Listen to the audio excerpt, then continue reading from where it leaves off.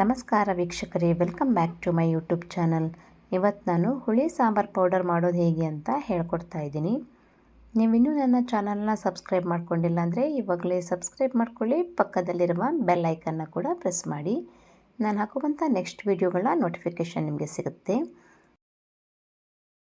ಇವಾಗ ಹುಳಿ ಸಾಂಬಾರಿಗೆ ಬೇಕಾಗುವ ಇಂಗ್ರೀಡಿಯೆಂಟ್ಸ್ಗಳ ಕ್ವಾಂಟಿಟಿಯನ್ನು ಈ ಕಪ್ನ ಅಳತೆಯಲ್ಲಿ ತೋರಿಸ್ತಾ ಇದ್ದೀನಿ. 3 ಕಪ್ ಆಗುವಷ್ಟು ಧನಿಯಾ,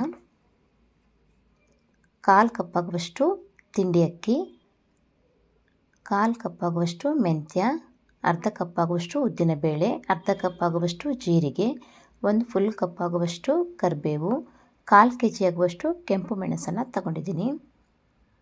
ನಂತರ ಗ್ಯಾಸ್ ಮೇಲೆ ಒಂದು ಪಾತ್ರೆಯನ್ನು ಇಟ್ಕೊಂಡು ಇದಕ್ಕೆ 1 ಚಮಚದಷ್ಟು ಎಣ್ಣೆಯನ್ನು ಹಾಕ್ತಾಯಿದ್ದೀನಿ. ಎಣ್ಣೆ ಬಿಸಿ ಆದಮೇಲೆ ಇದಕ್ಕೆ ಮೊದಲು ಧನಿಯಾವನ್ನು ಫ್ರೈ ಮಾಡ್ಕೊಳ್ತಾ ಇದ್ದೀನಿ.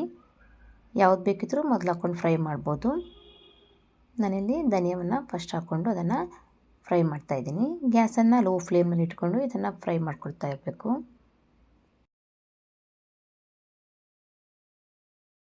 ಇದು ಫ್ರೈ ಆಗಿ ಲೈಟ್ ಗೋಲ್ಡನ್ ಕಲರ್ ಬಂದಮೇಲೆ ಇದನ್ನು ಬೇರೆ ಪ್ಲೇಟಿಗೆ ತಣ್ಣಗಾಗೋದಕ್ಕೆ ಹಾಕ್ಕೊಳ್ತಾ ಇದ್ದೀನಿ.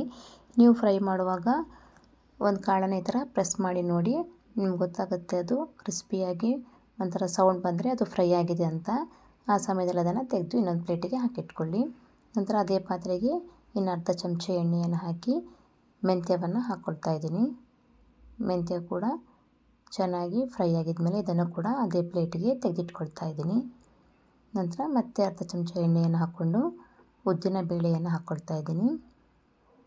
ಇದನ್ನು ಕೂಡ ಚೆನ್ನಾಗಿ ಫ್ರೈ ಮಾಡಿ ಇದನ್ನು ಕೂಡ ಬೇರೆ ಪ್ಲೇಟಿಗೆ ಎತ್ತಿಟ್ಕೊಳ್ತಾ ಇದ್ದೀನಿ. ಈ ಥರ ಪ್ಲೇಟ್ನಲ್ಲಿ ಎಲ್ಲ ಎತ್ತಿಟ್ಕೊಳ್ತಾ ಇದ್ದೀನಿ. ಎಲ್ಲ ಸಾಮಾನುಗಳನ್ನು ಫ್ರೈ ಮಾಡುವಾಗ ಎಣ್ಣೆ ಹಾಕ್ಕೊಳ್ಬೇಕಂತಿಲ್ಲ, ಆಲ್ರೆಡಿ ಹಾಕಿರೋದು ಎಣ್ಣೆಗಳು ಪಾತ್ರೆಯಲ್ಲಿ ಇರುತ್ತೆ. ನಂತರ ಇವಾಗ ಅಕ್ಕಿಯನ್ನು ಹಾಕ್ಕೊಂಡು ಫ್ರೈ ಮಾಡ್ಕೊಳ್ತಾ ಇದ್ದೀನಿ. ಇದು ಕೂಡ ಫ್ರೈ ಆಗಿದ್ಮೇಲೆ ಅದೇ ಪಾತ್ರೆಗೆ ಹಾಕ್ತಾ ಇದ್ದೀನಿ. ನಂತರ ಜೀರಿಗೆಯನ್ನು ಹಾಕ್ಕೊಂಡು ಫ್ರೈ ಮಾಡ್ತಾ ಇದ್ದೀನಿ. ಇದು ಕೂಡ ಸರಿಯಾಗಿ ಫ್ರೈ ಆಗಿದ್ಮೇಲೆ ಅದೇ ಪ್ಲೇಟಿಗೆ ಎತ್ತಿಟ್ಕೊಳ್ತಾ ಇದ್ದೀನಿ. ನಂತರ ಕರಿಬೇವನ್ನು ಹಾಕ್ಕೊಳ್ತಾ ಇದ್ದೀನಿ. ಕರಿಬೇವು ಫ್ರೈ ಆಗೋದಕ್ಕೆ ಸ್ವಲ್ಪ ಟೈಮ್ ತಗೊಳುತ್ತೆ. ಬಿಸಿಲೇನಾದ್ರು ಇದೆ ಅಂದರೆ ಕರಿಬೇವು ಮತ್ತು ಮೆಣಸನ್ನು 1 ಡೇ ಫುಲ್ಲು ಬಿಸಿಲಲ್ಲಿ ಒಣಗಿಸಿ ನಂತರ ಫ್ರೈ ಮಾಡಿದರೆ ಅದು ಬೇಗ ಫ್ರೈ ಆಗುತ್ತೆ. ಇದು ಕೂಡ ಫ್ರೈ ಆಗಿ ಈ ಥರ ಕ್ರಿಸ್ಪಿ ಆದಮೇಲೆ ಇದನ್ನು ಕೂಡ ಅದೇ ಪ್ಲೇಟಿಗೆ ತೆಗೆದಿಟ್ಕೊಳ್ತಾ ಇದ್ದೀನಿ. ನಂತರ ಲಾಸ್ಟಲ್ಲಿ ಇವಾಗ 1 ಚಮಚದಷ್ಟು ಎಣ್ಣೆಯನ್ನು ಹಾಕಿ ಮೆಣಸನ್ನು ಫ್ರೈ ಮಾಡ್ಕೊಳ್ತಾ ಇದ್ದೀನಿ. ನಾನಿಲ್ಲಿ 1/4 kg ಆಗುವಷ್ಟು ಮೆಣಸನ್ನು ತಗೊಂಡಿರೋದ್ರಿಂದ ಒಂದೇ ಸಲ ಅದನ್ನು ಫ್ರೈ ಮಾಡೋದಕ್ಕೆ ಆಗೋದಿಲ್ಲ. ಹಾಗಾಗಿ ಹಾಫ್ ಮೆಣಸನ್ನು ಹಾಕ್ಕೊಂಡು ಮಾಡ್ತಾಯಿದ್ದೀನಿ. ಮತ್ತೆ ಹಾಫ್ ಮೆಣಸನ್ನು ಮತ್ತೆ ನಂತರ ಮಾಡ್ಕೊಳ್ತಾ ಇದ್ದೀನಿ. ಮೆಣಸು ಮಾತ್ರ ಫ್ರೈ ಆಗೋದಕ್ಕೆ ಸ್ವಲ್ಪ ಟೈಮ್ ತಗೊಳುತ್ತೆ, ಮತ್ತೆಲ್ಲ ಬೇಗ ಬೇಗ ಫ್ರೈ ಆಗಿಬಿಡುತ್ತೆ.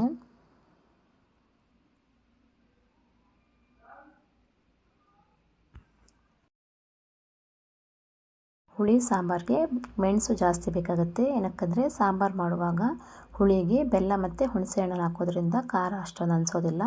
ಹಾಗಾಗಿ ಸ್ವಲ್ಪ ಜಾಸ್ತಿ ಮೆಣಸನ್ನು ಯೂಸ್ ಮಾಡಬೇಕಾಗತ್ತೆ. ಇದು ಕೂಡ ಫ್ರೈ ಆಗಿದ್ಮೇಲೆ ಇದನ್ನು ಬೇರೆ ಪಾತ್ರೆಗೆ ಎತ್ತಿಟ್ಕೊಳ್ತಾ ಇದ್ದೀನಿ. ನಂತರ ಮತ್ತೆ ಉಳಿದ ಮೆಣಸನ್ನು ಹಾಕಿ ಅದನ್ನು ಕೂಡ ಫ್ರೈ ಮಾಡಿ ಈ ಎಲ್ಲ ಮೆಣಸನ್ನು ಮತ್ತೆ ಒಂದು ಸಲ ಮಿಕ್ಸ್ ಮಾಡಿ ಅದೇ ಪಾತ್ರೆಯಲ್ಲಿ ಕ್ರಿಸ್ಪಿಯಾಗಿ ಮತ್ತು ತಣ್ಣಗಾಗಲಿ ಅಂತ ಅದನ್ನು ಹಾಗೆ ಬಿಡ್ತಾ ಇದ್ದೀನಿ. ನಂತರ ಉಳಿದ ಫ್ರೈ ಮಾಡಿದ ಸಾಮಾನುಗಳನ್ನು ಕೂಡ ಈ ಥರ ಮಿಕ್ಸ್ ಮಾಡಿ ಇದನ್ನು ಕೂಡ ತಣ್ಣಗಾಗೋದಕ್ಕೆ ಬಿಡ್ತಾ ಇದ್ದೀನಿ. ಒಂದು 5 ರಿಂದ 10 ನಿಮಿಷ ಇದು ತಣ್ಣಗಾಗೋದಕ್ಕೆ ಬೇಕಾಗುತ್ತೆ. ಇವಾಗ 10 ನಿಮಿಷದ ಮೇಲೆ ಇದು ಚೆನ್ನಾಗಿ ತಣ್ಣಗಾಗಿದೆ. ಮುಟ್ಟಿದರೆ ಈ ಥರ ಪುಡಿ ಪುಡಿ ಆಗುತ್ತೆ ನೋಡಿ. ಕರಿಬೇವು, ಧನಿಯಾ ಎಲ್ಲ ಚೆನ್ನಾಗಿ ಪುಡಿ ಪುಡಿ ಆಗುತ್ತೆ. ಇವಾಗ ಇದನ್ನು ಮಿಕ್ಸಿ ಜಾರಿಗೆ ಹಾಕ್ಕೊಳ್ತಾ ಇದ್ದೀನಿ. ಅರ್ಧದಷ್ಟು ಮೆಣಸು ಮತ್ತು ಅರ್ಧದಷ್ಟು ಸಾಮಾನುಗಳನ್ನು ಇವಾಗ ಹಾಕ್ಕೊಳ್ತಾ ಇದ್ದೀನಿ. ಇದನ್ನು ಒಂದು ಸಲ ಪೌಡ್ರ್ ಮಾಡಿಕೊಂಡು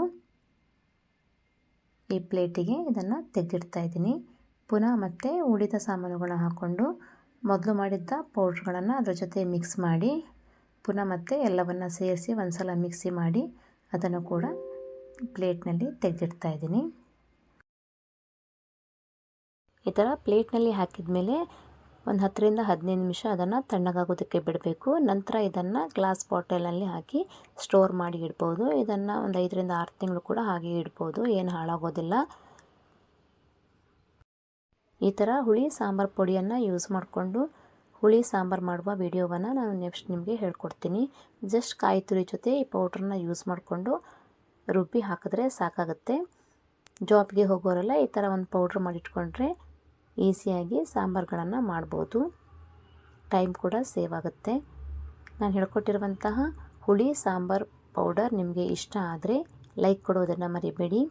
ನೀವು ಕೂಡ ಈ ರೆಸಿಪಿಯನ್ನು ಟ್ರೈ ಮಾಡಿ ಹೇಗೆ ಬಂದಿದೆ ಅಂತ ನನಗೆ ಕಮೆಂಟ್ ಮಾಡಿ ತಿಳಿಸಿ. ನನ್ನ ಚಾನಲ್ನ ಸಬ್ಸ್ಕ್ರೈಬ್ ಮಾಡಿದ ಎಲ್ಲರಿಗೂ ಧನ್ಯವಾದಗಳು. ಹೀಗೆ ನನ್ನ ಚಾನಲ್ನ ನೋಡ್ತಾ ಇರಿ, ಸಪೋರ್ಟ್ ಮಾಡಿ. Thank you for watching.